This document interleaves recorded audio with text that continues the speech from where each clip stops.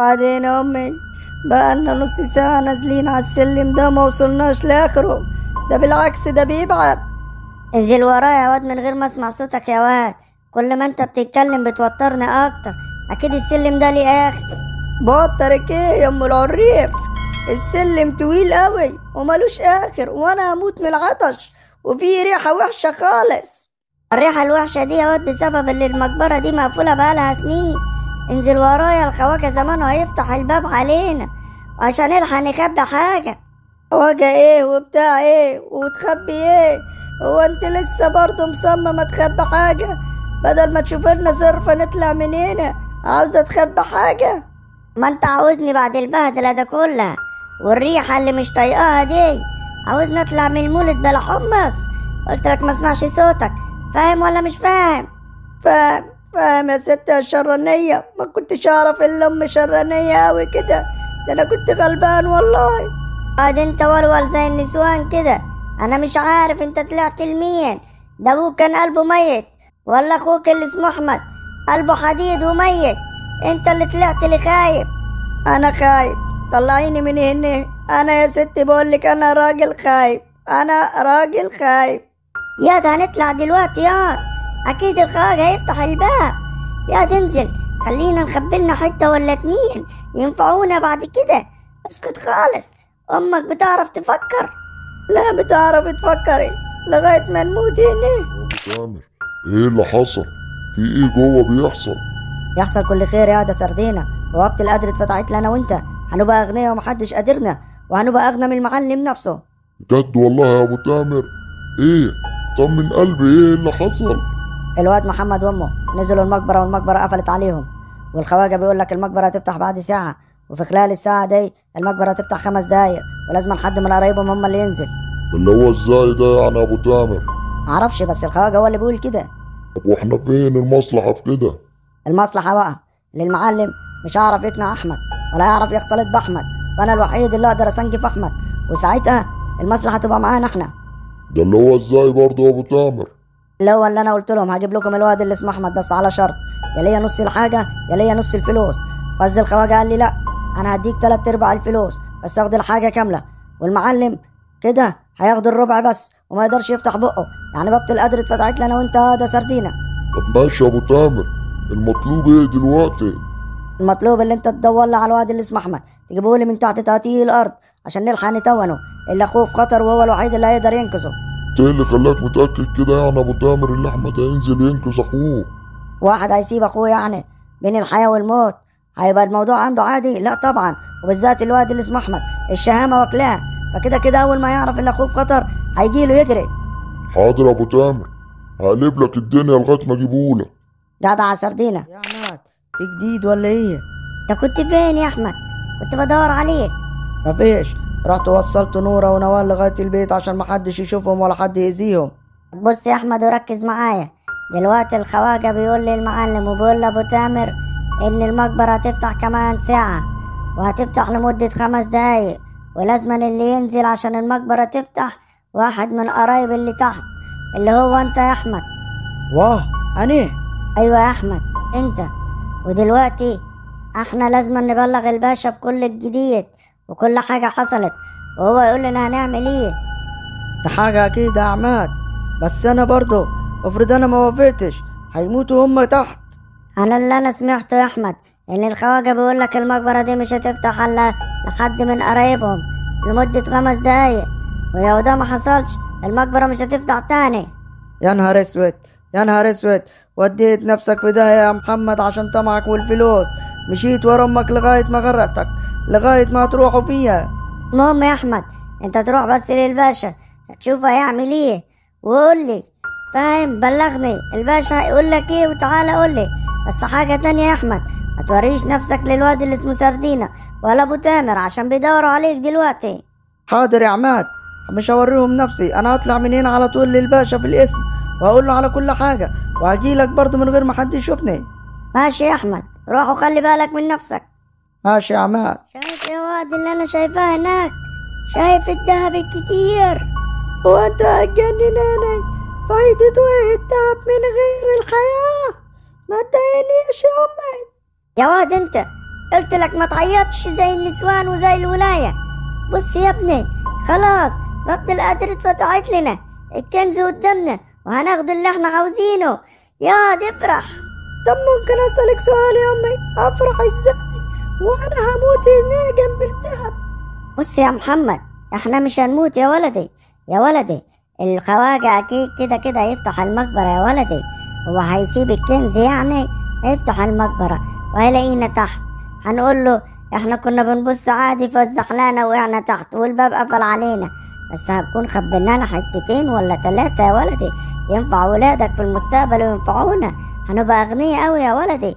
اسمع كلام امك عمرها ضلتك في الغلط. وانا خايف يا امي، خايف يا امي اللي اخرتها نبقى مع التوابيت هنا نايمين جنبيهم، تبقى دي اخرتها. لا يا ولدي، مش هتبقى دي نهايتنا ان شاء الله.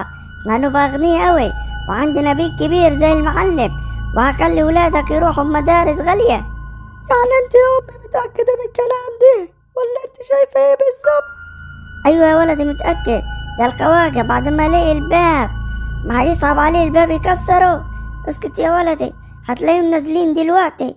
بس يلا بينا احنا نتسرع نخش يخبلنا حتة ولا 2 يا ولدي. حاضر يا امي، خليني وراك لغاية اخرتها. ما ينفعش يا خواجة اللي انت تقل منه قدام الراجل بتاعي وتوافق على الشروط اللي هو طلبها.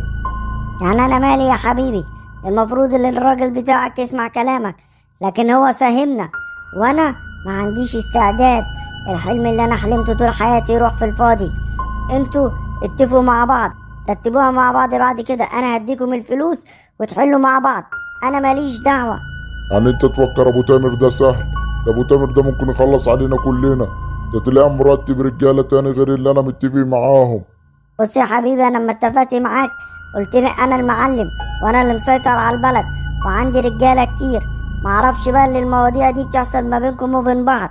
المفروض كنت رتبت الكلام ده كله، يا كنت شايف اللي هو راجل شمال ما كنتش شغلته معاك. ده مش ذنبي، الراجل ساهمني وانا كنت لازم اوافق. وافق على حساب انا؟ طب كنت قلت له النص بالنص، كنت قلت له انت خد نص الفلوس والمعلم ياخد نص الفلوس، لكن انت كده نططته عليا خالص. انت ما تتكلمش معايا انا في المواضيع دي يا حبيبي، اتكلموا فيها مع بعض. انا اهم حاجة عندي حاجتي اللي تحت. وانت تشبطنا مع بعض وتقول لي حاجتك اللي تحت؟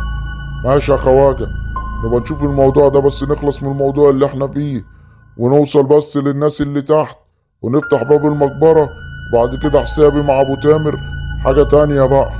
حبيبي قلت لك حسابكم مع بعض ما يشغلنيش. انا بعد ما اوصل لحاجتي هتاخدوا فلوسكم وعيشوا مع بعض، انا اخد حاجتي وامشي وانتوا تعاملوا مع بعض. ماشي يا خواجة، انطر نفسك انت من الموضوع. السلام عليكم يا باشا. وعليكم السلام يا احمد، طمني ايه الاخبار وايه الجديد؟ اخبار زي الزفت يا باشا، الاخبار وحشة خالص. يا ساتر يا رب، ايه اللي حصل؟ طمني. فيش يا باشا، محمد اخويا من طمعه هو وامه نزلوا المقبرة والمقبرة قفلت عليهم ومش راضية تفتح.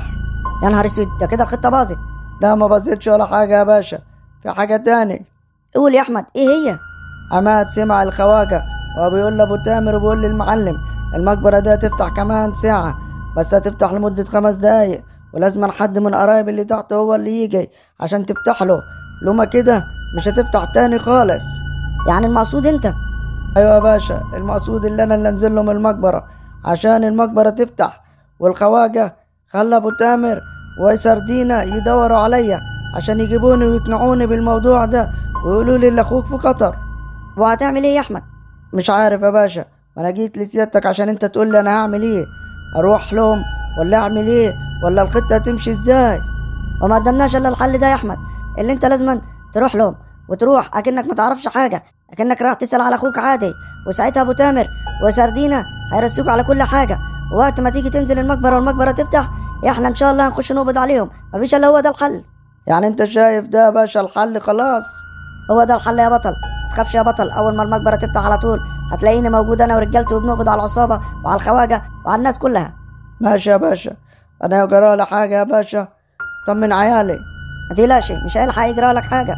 ممكن اطلب طلب يا باشا؟ اطلب يا احمد. اروح اسلم على عيالي ومراتي بس يجرى لي حاجه.